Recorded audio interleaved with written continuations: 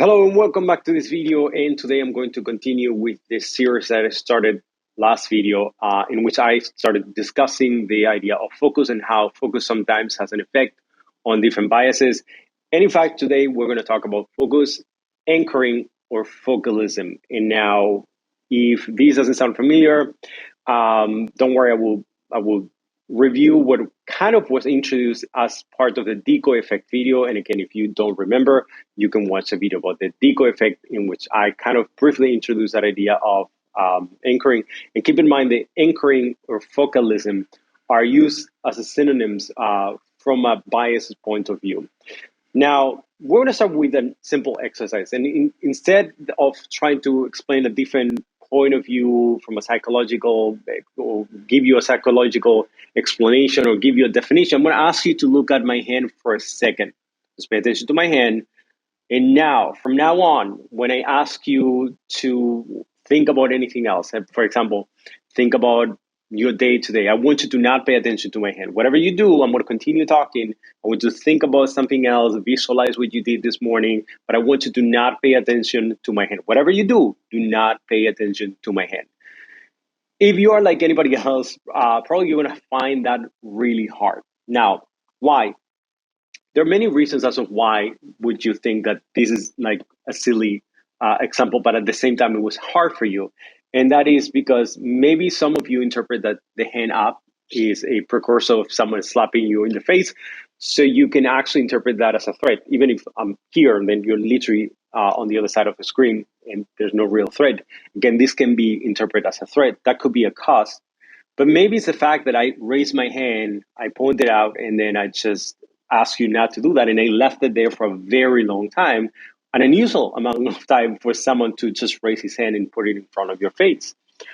Regardless of the reason, our brain is focused on the hand. That is just a fact. Now, why? As we discussed in the last video about focus, our brain disregards all other inputs from other senses when we want to focus on something in particular, right? That's the basics on this series, that focus is as much as paying attention to one thing as it is as disregarding everything else that is not that thing that we want to pay attention to. Now, in fact, if you remember, in order for you to not have focused on my hand in this case, you would have had to make a conscious effort of not focusing on my hand. Why? Because I put it in front of you, and then the visual, unless you're looking at other places to not focus on my hand, is very difficult because in the visual field, my hand is still in front of you. So again, it's very difficult for you, and then you would have to disregard all the other inputs, meaning in this case, the input of my hand up, and then focus on any other thought that you have in your mind. So as you can see, there's an effort behind that. Now, but what is it that makes it hard for you to not focus on my hand? What is it exactly that makes it? Because I gave you just an explanation of why that could be hard, but what is exactly what makes it hard? Well, it's not only that my hand was up, and that is again one explanation for a very long time. It's not only because you could interpret that as a threat. It actually is mainly because I told you in the beginning, I want you to pay attention, and I pointed out. So basically, I was just pointing at my hand, and I was telling you to pay attention to my hand first. So this subtle command made you focus on my hand. And once you focus on my hand, it was very difficult for you to stop focusing on it. Now, do you want to see how strong the subtle command can actually be? So I want you to do another exercise. Do me a favor and close your eyes and think for a couple of seconds on this video. Think about anything that you can remember from the beginning, again, just a couple of minutes and now, and think about things that you can remember. Now, if you try and then continue to really thinking about it, at some point you probably have visualized my hand going up, and even just trying the effort of trying to not focus on my hand and still seeing my hand up. Now, so from now on, this video might even be associated with that effect, with the effect of me putting my hand in front of you or raising my hand up. And that association is what we call an anchor. That means that we have associated now a particular moment with one phenomenon, in this case, a phenomenon of me raising my hands up. There's a lot of literature in psychology discussing the uses and effects of anchoring. And in fact, if you are a fan of NLP or neuro-linguistic programming, this is not news for you. This is something that you can hear and you use all the time in NLP. Anchoring has been used as a way to achieve an emotional state, for example, when deciding. That's one of the reasons why NLP likes to use that as a very important tool. And there's an exercise in particular that has been used plenty of times. And we're going to try to replicate that exercise. And it goes as follows. So with your eyes closed, again, I want you to close your eyes. Remember a time in your life when you were happy. And it can be a week ago, a day ago, months ago, years ago, even when you were little. Think about something that truly, truly is easy to remember and that you can have easy access to your memory, and that that memory brings you happiness. So an event that, again, you can clearly visualize, and that is actually the key. It has to be easy. So again, try that with your eyes closed. Try to think about something that made you really happy. So do you have it? Okay, with your eyes still closed, don't open your eyes. Try to remember what you saw, the people that were there, what they were wearing, their smiles, what you were eating or drinking, if you were eating or drinking anything. Was that in an enclosed place? Was that outside? If so, what colors were there? Was it at a beach? Was it at a mountain? What is it that you can visually, what is that you can see? What colors can you see? All the elements that you can visualize. Try to evoke all of those elements from your memory. You can see people's t-shirts, you can see people's clothes, you can see everything that you can imagine. Now, continue with the same exercise, continue visualizing that. And I want you to now start thinking about the things that you can listen to. Is there any particular sound that comes to your mind from that memory? Can you hear someone laughing, for example? Can you distinguish someone's voice? What other sounds can you listen to? Was there a song playing? Was there any other sound that you can immediately associate to that event? Something that reminds you of that particular memory. Now, I know that this is hard, but can you also remember a smell or a particular feeling on your skin?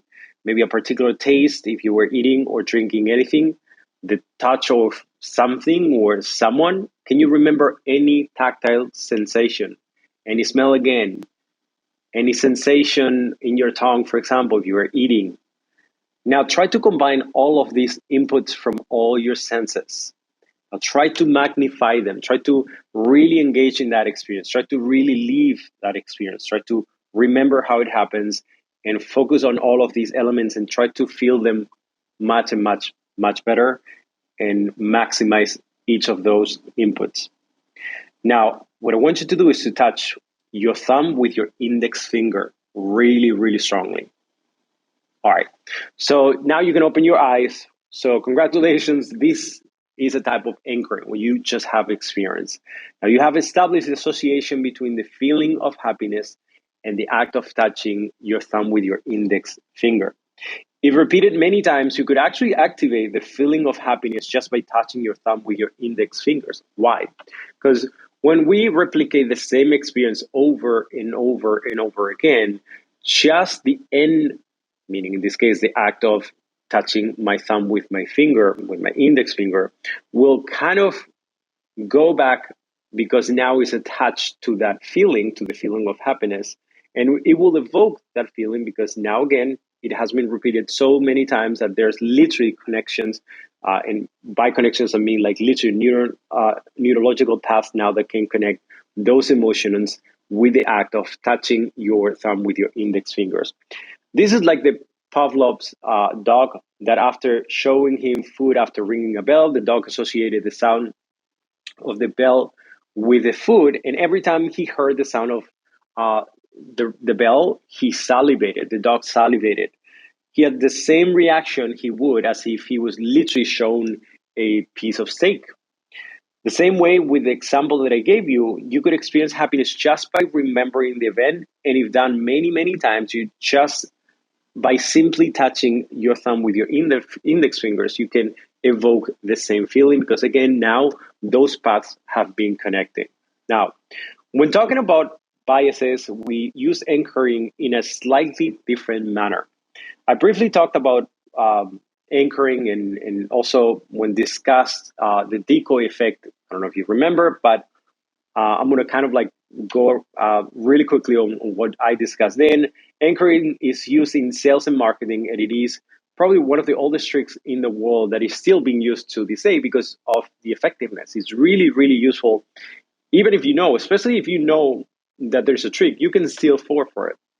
Now, let me give you another example where I'm not going to ask you to close your eyes anymore. But what if you go with your friends to a restaurant and you pay, for example, $200 for your meal? And I'm not talking about like you pay your meal, meaning other people's meals as well. I'm talking about you specifically, just you pay $200 for your meal. You probably would feel that that is outrageous, that that is a lot of money. If you have a lot of money in your bank account, this doesn't apply to you. But for the rest of people, this actually is a significant amount of money to pay for just one meal. Now, what if I tell you that there is a way that you would instantly change the way that you feel about that event, about paying $200 for one meal? Well, imagine that you were with four different friends. In that case, you were, again, I'm going to give you the exact same number.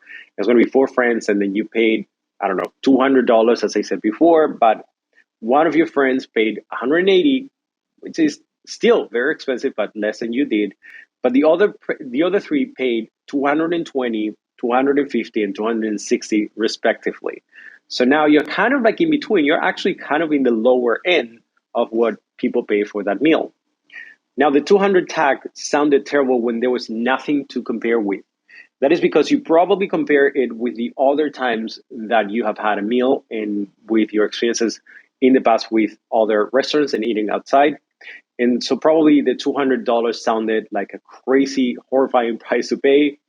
In this case, your past experiences were acting, or your past experiences with restaurants were acting as the anchoring prices. That means that you compare with that anchoring prices, and by anchor, that means that you have associated going outside with that particular price. Let's say that you make a balance between all the times that you have gone outside, and the maximum that you might have paid in the past is like $50 to $60, maybe $100 one time, but in general, it's like around $50 to $60.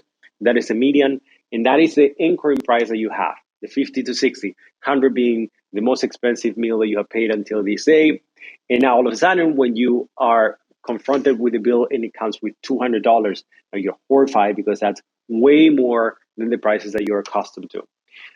Now, in this situation, in the situation that we were talking about, in this new restaurant, and with those prices, the new prices now, again, the 180, the 220, your 200, or the 260, or the $250 that combined you all paid, or individually you all paid, those new prices now act as an anchoring price. So that is your new anchoring price. Now, of course, we can argue that there's a difference in terms of quality of the food. The venue is much nicer, which means that you can actually make a special moment out of that dinner, and something that can be interpreted as a nicer experience. And not only that, but as something that you can remember.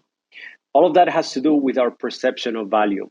Unfortunately, most times we don't even think about it that deeply. We definitely don't think about the impact that that expense might have in our bank account. We don't think of the idea that maybe that 1 hour of dining is that worth it or not. And it will be something that we will remember in the future beforehand, meaning we might not think about that idea of what will that represent in the future before we even go there. So we don't normally pay so much attention or think about it with that level of detail. We probably don't think about the real value in terms of quality compared with other meals that we've had in the past, meaning normally you would actually, if I ask you for anything else, I compare this experience to going to, for example, to buy a car. You probably will take more time. You compare prices. You will think about all of the costs. But if you're thinking about this case scenario in particular, which you went to a fancy restaurant, now you probably in advance you're not going to be thinking about all of these things and how that can represent anything in the future. And as I said before, you might not even compare that quality in reference to other experiences in the quality of other experiences that you have had in the past with other restaurants. You might not do that comparison. So how does your brain or our brain deal with this probable inconsistency, right? And by inconsistency, I mean that inconsistency of paying so much money for a meal that we might even, in other circumstances, say that that is a crazy amount of money to pay for that money. So how does our brain deal with that inconsistency that, again, we might interpret as something outrageous in the past if we were not in that situation? Well, that is actually surprisingly easy. We tend to lie to ourselves, and what we do is we create a new category. In this case, is that, well, it doesn't really compare to other things because this is a new category. It's not just going to a restaurant, it's just to go to a fancy or expensive restaurant. So we even justify the reasons why we spend the money. Quick side note, sometimes we even tend to exaggerate, or we will exaggerate the real value of something that we have spent a lot of money. It could be a service or a product, just because we are trying to justify ourselves why did we spend that amount of money. So you probably have caught yourself, or you have caught other people by saying, no, yeah, that was completely different. This was an amazing experience. I've never had that in my entire life. It was so incredible. You tend to exaggerate in part just to make yourself to feel a little bit better about the fact that you spend more money than you expected, or money that you in other circumstances probably will not have or would not have spent. Now, we're very sensitive to anchoring. Now, do you want to know how exactly we are? So I'm going to give you quick research. In 2006, Dan Ariely, Drace Pellick, and George Lowenstein conducted an interesting research in which they showed the participants three objects that they would have to evaluate. One was a bottle of wine, the other one was a textbook, and the other one was a wireless mouse. Then they asked a silly question that you might think that is not even related to it. And they asked a question on what were the two last digit numbers on the social security number. And they asked them to really think about it and to say it out loud. And after that, they asked a participant to calculate the prices of the three items being shown before, meaning the textbook, the wireless mouse, and the wine. Curiously, those with the highest two last digit numbers on the social security number guess a higher price than those whose social security number were lower, or in the lower category. So you can imagine, like, those numbers are not related at all to the price. But what our brain did is to immediately put a number in our head that is the social security number, and that is the number that serves as an anchor. And then when asked about the prices, since we are trying to guess, the first reference number that comes to our mind is the one that we just said, which is, again, the social security number. So we tend to guess based and compared to that number. That actually has to do with a concept that we discussed in the last video, in which we were talking about the availability. Again, what is the number available to our mind, the one that we just repeated? That's why we tend to fall for that. But you can imagine how that can actually have an impact, because if you're willing to guess that that is your price, or that is the price for those three items, and the number is lower just because you have set a lower number in your head, your perception is not that the value of those three products might not or should not be very far from what you guess. And guess what? If someone says, well, in fact, it's just double that amount, you would be surprised. But you wouldn't be that surprised if you have guessed a higher number based on, again, your social security number.